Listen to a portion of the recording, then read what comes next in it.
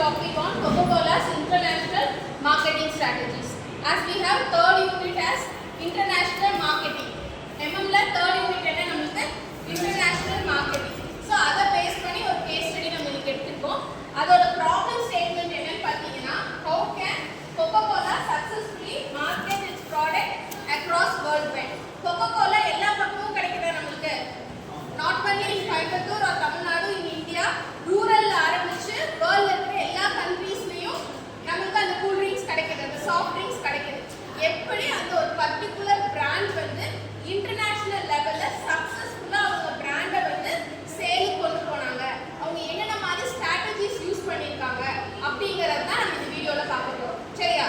இந்த கேஸ் ஸ்டடில நம்ம பார்க்க போறோம். Okay, Coca-Cola used for their international marketing. மெயினா அத 5 ஹெட்டிங்ஸ்ல பிரிச்சிருக்காங்க. First one global branding with local adaptation, second one emotional advertising, third one strategic partnership and sponsorship, fourth one distribution and pricing strategies, fifth one sustainability and social responsibilities. இந்த 5 கேடரை use பண்ணி அவங்க ஒரு strategy follow பண்ணிருக்காங்க world wide marketing. First one பாத்தீங்க அப்படின்னா Coca-Cola is a global brand. இல்லையா? எங்க போய் நம்ம அந்த ப்ராடக்ட் Coca-Cola வாங்கினாலும் அதோட பிராண்டிங் நேம் வந்து ஒண்ணுதான். கலரிங், அந்த ராப்பிங் எல்லாமே ஒண்ணாதான் இருக்கும். ஆனா அவங்க என்ன பண்றாங்கன்னா பிராண்டிங்க கூட அவங்க என்ன பண்றாங்க, லோக்கல் அடாப்ஷன் யூஸ் பண்றாங்க. What do you mean by local adaptation? What do you mean by local adaptation? Yes, good. அந்த கண்ட்ரில என்ன அவங்களுக்கு தேவைப்படுது அந்த மாதிரி அந்த ப்ராடக்ட்டை கொண்டு போறாங்க. Coca-Colaங்கிறது இட்ஸ் a international brand. ஆனா அந்த எந்த கண்ட்ரிக்கு அவங்க சேலுக்கு எடுத்துட்டு போறாங்களோ அங்க என்ன மாதிரி யூஸ் பண்றாங்க, அவங்க என்ன மாதிரி சாஃப்ட் ட்ரிங்க்ஸ் அவங்களுக்கு தேவைப்படுது, அவங்க அந்த மாதிரி அந்த என்ன சொல்றது மேட்ச் மிக்சிங் யூஸ் பண்ணி அந்த ப்ராடக்ட்டை அவங்க சேலுக்கு கொண்டு போறாங்க. அதனால தான் அவங்க எப்பவுமே நம்பர் 1-ஆ இருக்காங்க. சரியா? Coca-Cola எப்பவுமே நம்பர் 1-ஆ இருக்காங்க. அடுத்து பாத்தீங்கன்னா emotional advertising. You all remember about advertising or advertisement of Coca-Cola?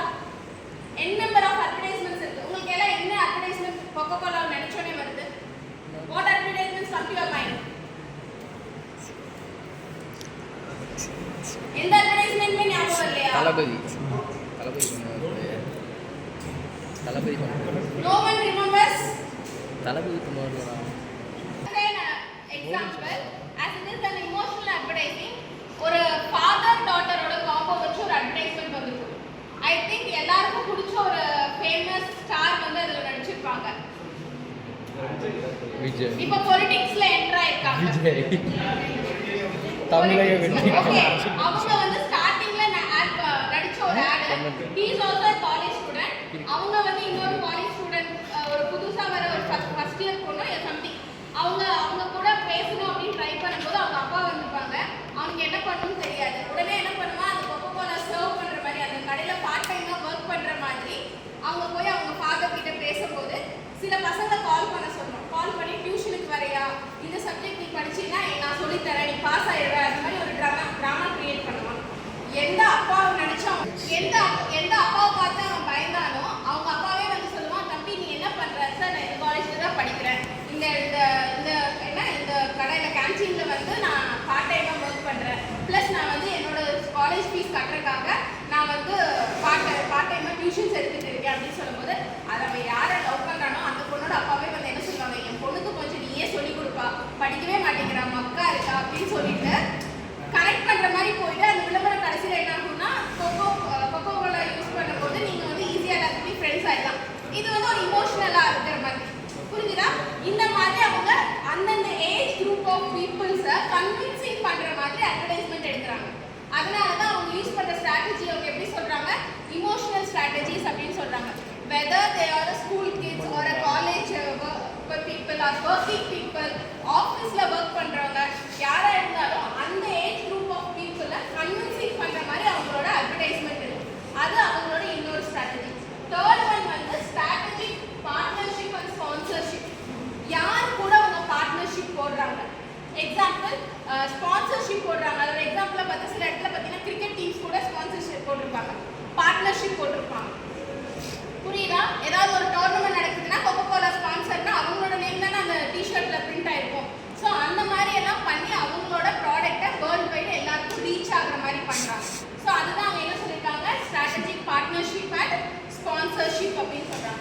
Next one வந்து distribution and pricing strategy. Distribution and pricing strategy it goes with the place where they going for selling. Market பண்ற இடத்துல சில countries foreign கண்ட்ரீஸ்ல அதுக்கு தகுந்த மாதிரி pricing இருக்கும். Rural areas India side வரும்போது pricing அங்க கொஞ்சம் மாறும், டிஸ்ட்ரிபியூஷன் லெவல் அங்க கொஞ்சம் மாறும். ஸோ அவங்க என்ன பண்றாங்க, அந்த ஃபர்ஸ்ட் பாயிண்ட் நம்ம சொன்ன மாதிரி லோக்கல் அடாப்ஷன் அப்படிங்கிற மெத்தடை யூஸ் பண்ணி தான் எல்லா இடத்துலையும் அவங்க ப்ராடக்டை சேலுக்கு கொண்டு போறாங்க. This is the fourth one. Last one வந்து அவங்க எப்படி சஸ்டைனபிளாகவும் சோஷியல் ரெஸ்பான்சிபிலிட்டியாகவும் இருக்காங்கிறதுக்கு ஒரு சின்ன எக்ஸாம்பிள் என்னன்னு பார்த்தீங்கன்னா, யூஸ்வலாக அவங்க வந்து இது இருக்கு இல்லையா, ரீசைக்ளிங் கேம்பெயின்ஸ் வந்து யூரோப்ல நிறைய பண்றாங்க. அவங்களோட Coca Cola bottles plastic bottles தானே, ஸோ அதை வச்சு ரீசைக்ளிங் எப்படி பண்ணலாம், நம்ம வந்து எங்கேயுமே குப்பை போடக்கூடாது, நம்ம சோஷியல் ரெஸ்பான்சிபிலிட்டினா என்னன்னா ஒவ்வொருத்தரும் தன்னோட தனிப்பட்ட இதை ஒதுக்கி நம்மளோட கண்ட்ரிக்காக நம்ம என்விரான்மெண்ட்காக நம்ம என்ன ஒர்க் பண்றோம் அப்படிங்கறத சோஷியல் ரெஸ்பான்சிபிலிட்டி. இவங்க பண்றது என்னன்னா அதிகமா இவங்க எப்பவுமே கேம்பெயின் நடத்துறாங்க. எதுக்கு அப்படின்னு பார்த்தீங்கன்னா ரீசைக்ளிங். இது வந்து யூரோப்ல ரெகுலரா அவங்க பண்ணிட்டு இருக்காங்க. நம்ம இந்தியாவில் என்ன பண்றாங்க அப்படின்னா வாட்டர் ரெப்ளேஸ்மெண்ட் ப்ரோக்ராம்ஸ் நடத்துறாங்க. Water replacement programs in the sense usage of water, shortage வராம நம்ம எப்படி வாட்டர்ஸை யூஸ் பண்ணணும் அப்படிங்கிற மாதிரி கேம்பெயின் நடத்துறது ஒரு சோஷியல் ரெஸ்பான்சிபிலிட்டிஸாக வச்சிருக்காங்க. So these are the strategies Coca Cola வந்து வேர்ல்டு வைட்ல ஃபேமஸாக இருக்கிறதுக்கு அவங்க யூஸ் பண்ற சக்ஸஸ்ஃபுல் ஸ்ட்ராட்டஜிஸ். Okay, thank you.